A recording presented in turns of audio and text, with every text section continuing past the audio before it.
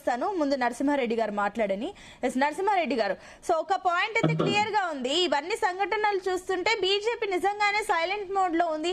Even what ever అటు 10 ఏళ్లలో మేమేం చేసామని వాళ్ళు చెప్పుకుంటున్నారు, అట్లీస్ట్ 2.5 పాలనలో మేమేం చేస్తున్నామో చెప్పుకుంటున్నారు. కానీ బీజేపీ అన్ని వ్యవహారాల్లో సైలెంట్ గా ఉంది. ఇందాక జయరాం గారు చెప్పినట్లు కూడా కామ్ గా ఉండి సినిమా చూస్తున్నారు అన్నట్లుగానే అనిపిస్తుంది ప్రజలకు. ఎందుకు బీజేపీ సైలెంట్ గా ఉంది?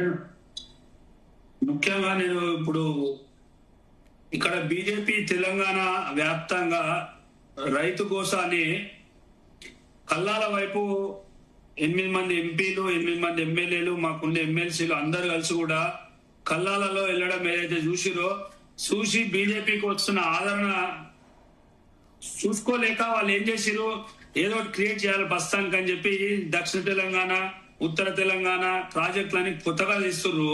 ఒకవైపు ఏమో కాంగ్రెస్ మన అగ్రికల్చర్ మినిస్టర్ ఏమంటాడు, మీరు ఒరే ఎక్కువ అంటాడు.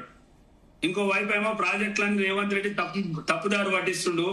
నేను ఇలా చెప్పేది ఏంటంటే, రైతులు ఎంతో మంది కళ్ళాలల్లా వరి మన ధాన్యం అంతా పచ్చిగా ఈ కళ్ళాలలో ఉంటే కూడా పట్టించుకొని సోయలేని కాంగ్రెస్ నాయకులు ఇలా మాట్లాడుతున్నారు. మేము దేశవ్యాప్తంగా కాంగ్రెస్ ముక్త్ భారత్ అని కోరుకొని కాంగ్రెస్ తో పోరాడే పార్టీ బీజేపీ అని దేశమంతా తెలుసు. ఇవాళ జయరాం సార్ గారు కాంగ్రెస్ బీజేపీ ఒకటంటే ఆశాస్పదంగా ఉండాలి.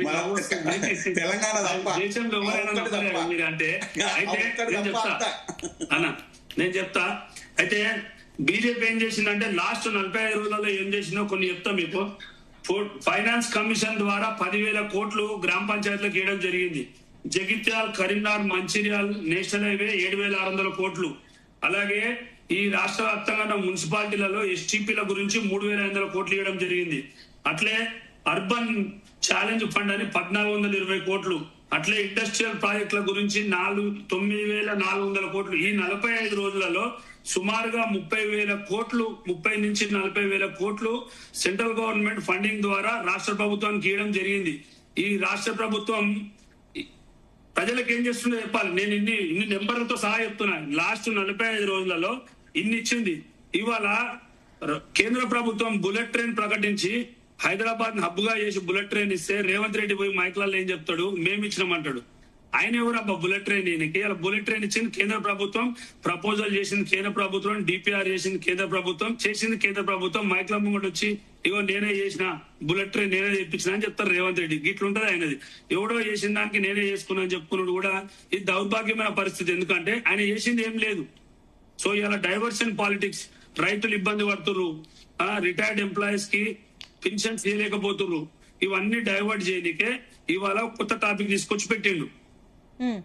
అంటే ఒకటి ప్రాజెక్టుల విషయంలో బీజేపీ రోల్ ఏంటి? ప్రాజెక్టుల విషయం గురించి మాట్లాడుతున్నారు. ఎందుకంటే 2 రోజుల నుంచి సీఎం అవే పనులలో ఉన్నారు కాబట్టి ఈ ప్రాజెక్టుల విషయంలో కేంద్రం ఏమైనా నిధులు ఇచ్చి సహాయం చేయగలదా? ఏమైనా ముందుకు మనం రంగారెడ్డి లిఫ్ట్ ఇరిగేషన్ ప్రాజెక్టు గురించి స్పెసిఫిక్ గా మాట్లాడాలంటే బీఆర్ఎస్ ప్రభుత్వము అది 35,000 కోట్లు ఉన్నది, దాన్ని 50,000 కోట్లకు మార్చుకుంది వాళ్ళకి అవసరం ఉన్నట్టు. జూరాలకి తెచ్చే వాటర్ వద్దొద్దు మాకు శ్రీశైలం కావాలని శ్రీశైలంకి నీళ్లు తెచ్చుకోరు. ఇక్కడ ఏమైతే అంటే కేసీఆర్ ఇంజనీరు, కేసీఆర్ కాంట్రాక్టర్, కేసీఆర్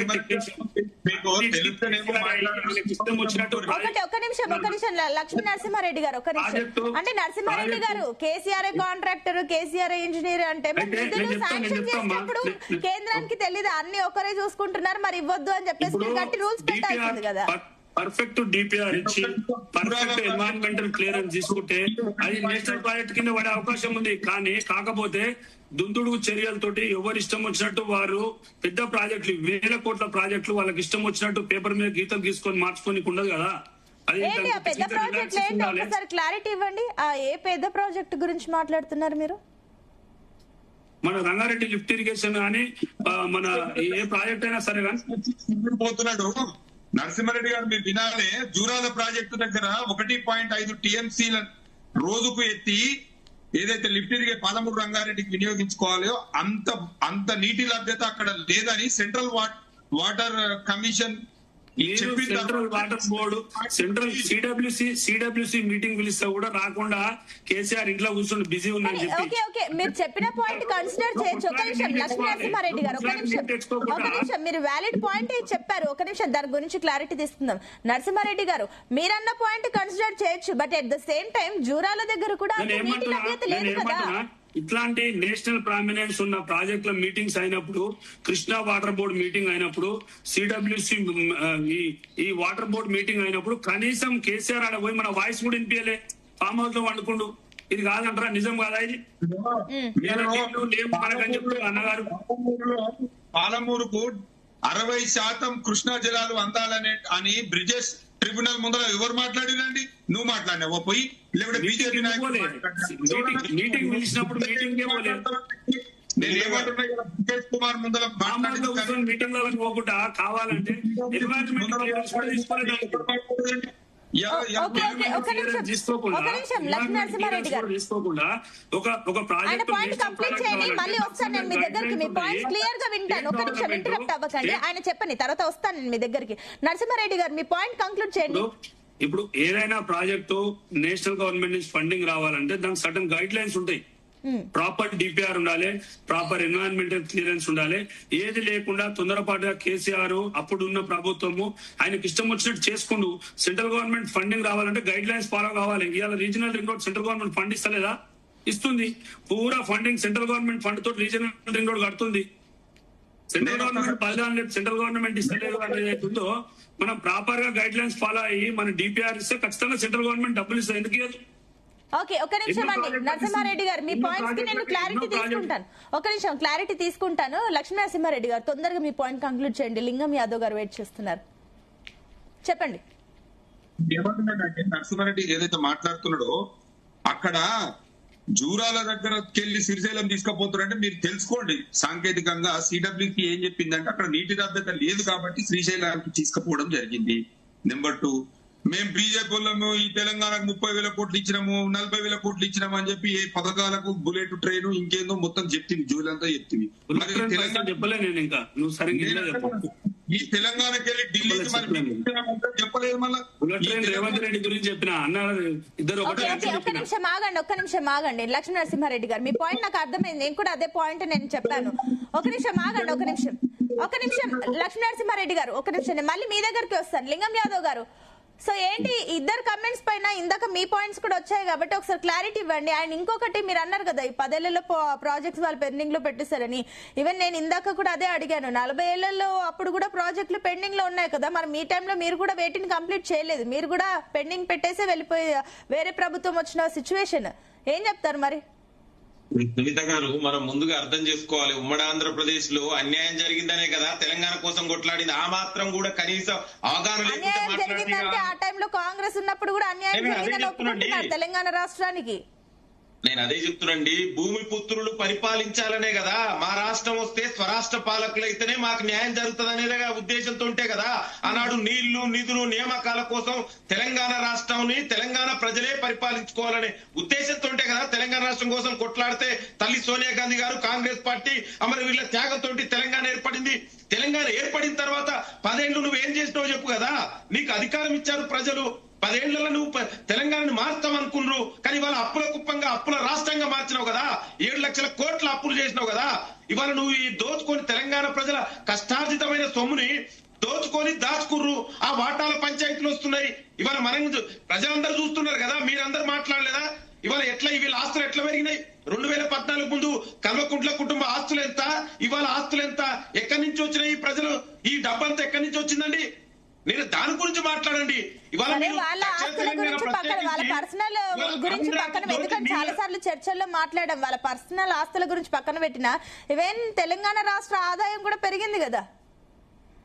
తెలంగాణ రాష్ట్ర భూముల విలువ కానీ ఆస్తులు కానీ వాటి విలువ కూడా పెరిగింది కదా 10 ఏళ్లలో.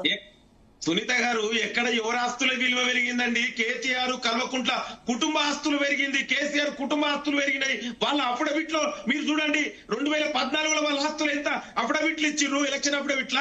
ఇవాళ ఎంత వచ్చినాయో వాళ్ళ ఆస్తులు పెరిగినాయి తప్ప వీళ్ళు తెలంగాణ ప్రజలకు చేసింది ఏమి లేదు. అందుకే తెలంగాణ ప్రజలు బుద్ధి చెప్తే ఇవాళ ఫామ్ హౌస్ లో దాక్కున్నారు కదా.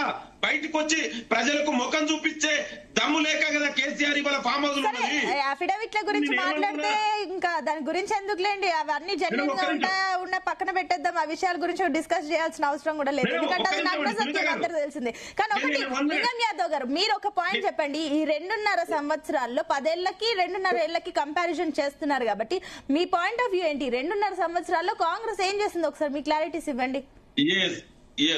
మేము ఇవాళ 2.5 సంవత్సరాల ప్రజా ప్రభుత్వం ఇవాళ మహిళలకు ఉచిత బస్ ప్రయాణం, రాజీవ్ ఆరోగ్యశ్రీ 10 లక్షలు, ఇవాళ అదే విధంగా ఏకకాలంలోనే ఇవాళ రైతులకు రుణమాఫీ దేశ చరిత్రలో ఎవరు చేయలేదండి. 21,000 కోట్ల రూపాయలు రుణమాఫీ చేసిన చరిత్ర కాంగ్రెస్ ప్రజా ప్రభుత్వం. 70,000 ఉద్యోగాలు, ఇందిరమ్మ ఇండ్లు. ఆనాడు ఇదే కేసీఆర్ ఏమన్నాడండి, డబుల్ బెడ్రూమ్లు ఇస్తాడు. మరి 10 ఏళ్లలో ఎందుకు ఇవ్వలేదండి? ఇవాళ సన్న బియ్యం, సన్న వడ్లకు 500 రూపాయల బోనస్. ఇవాళ ప్రజా ప్రభుత్వం ఈ విధంగా ఇవాళ కార్యక్రమాలు చేసుకుంటూ పోతుంటే 500 రూపాయలకే గ్యాస్, 200 యూనిట్ల ఉచిత విద్యుత్ ఇవాళ ప్రజా ప్రభుత్వం ఒక్కొక్కటి అమలు చేస్తుంది. ఇది చెప్తున్నారు బానే ఉంది, మరి యాసంగి రైతు భరోసా గురించి ఏంటి? లేనట్లే అని చెప్పి మాట్లాడుతున్నారు కదా, దాని గురించి ఏంటి మరి? డెఫినెట్ గా ఇస్తామండి. అదే చెప్తున్నా, ప్రజా ప్రభుత్వం తెలంగాణ ఆవిర్భావ దినోత్సవం రోజు ప్రకటిస్తాము, రైతులకు గుడ్ న్యూస్ ఇస్తామని చెప్పారు. అది అయిపోయింది, 6వ తారీఖు వచ్చాము, ఇంకా ఇంతవరకు దాని గురించి ఏం మాట్లాడలేదు. మరి ఏం చెప్తారు? సవాళ్ళు అంటున్నారు, ఒకళ్ళు కేసీఆర్ వచ్చి అడిగితే ఏం చెప్తారు అప్పుడు? లేదండి, డెఫినెట్ గా మేము ఇస్తున్నాం కదా, ప్రజలకు రైతుల మమ్మల్ని అర్థం చేసుకుంటున్నారు కదా. మీరు చేసిన అప్పులకు ఇంట్రెస్ట్ కట్టుకుంటా ఒకవైపు 7 లక్షల కోట్ల అప్పులు చేశారు కదా. ఇవాళ అవన్నీ చేసుకుంటూ ఒక్కొక్కటి అమలు చేస్తున్నాం. రైతులకు ఎక్కడ ఇబ్బంది జరగొద్దని ఇవాళ మేము చూడండి, కేంద్ర ప్రభుత్వం ఏమో ఒడ్లు కొనంటది, అయినా కూడా ఇవాళ సన్న ఒడ్లు తప్ప ఫైన్ రైస్ తప్ప వాళ్ళు పెద్దది కొనదంటారు. అయినా కూడా ఎట్టి పరిస్థితుల రైతులకు ఇబ్బంది జరగొద్దు. గతంలో తరువు పేరు మీద రైతులు వాళ్ళు కొనరు, సన్నయి తప్ప వేరే కొనరు